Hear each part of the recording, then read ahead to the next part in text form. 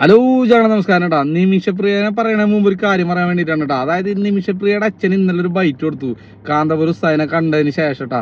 അതായത് ഉസ്താദ് പറഞ്ഞൊരു വാക്കാണ് നിമിഷപ്രിയയുടെ അച്ഛൻ പറഞ്ഞിട്ടോ. അതായത് ഉസ്താദിനെ കണ്ട ഏറ്റവും വലിയ സന്തോഷം എന്ന് പറഞ്ഞാൽ നമുക്കിവിടെ ജാതി മതഭേദം തന്നെയാണ്. അതായത് ഹിന്ദുന്നോ മുസൽമാനെന്നോ അല്ലെങ്കിൽ ക്രിസ്ത്യാനിന്നോ ഒന്നുമില്ല. കാരണം എന്ന് പറഞ്ഞു കഴിഞ്ഞാൽ നമുക്കിവിടെ ഒരു മനുഷ്യനാണ് വലുത്. അതിനുവേണ്ടി ഞാൻ ഏതറ്റം വരെ പോയി പ്രവർത്തിക്കാൻ ഞാൻ തയ്യാറാണെന്നാണ് ഉസ്താദ് പറഞ്ഞത് കേട്ടോ.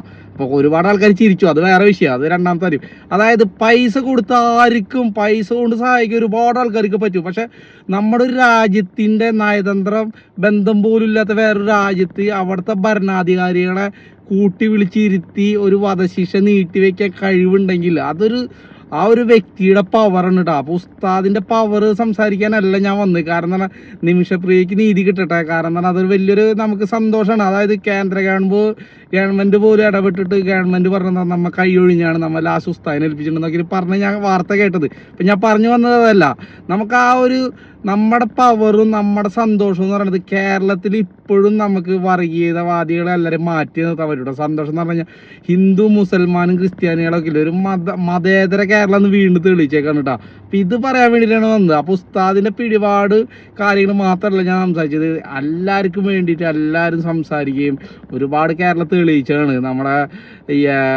ഈ വെള്ളപ്പൊക്കവും അതേപോലെ പ്രളയവും കൊറോണ ഒക്കെ വന്നപ്പോൾ തെളിയിച്ചാണ്. വീണ്ടും നമ്മുടെ മലയാളി മാസം എന്ന് പറയാൻ വേണ്ടിയിട്ട് വന്നിട്ടുണ്ട്. അപ്പം എല്ലാവർക്കും മനസ്സിലാവാം.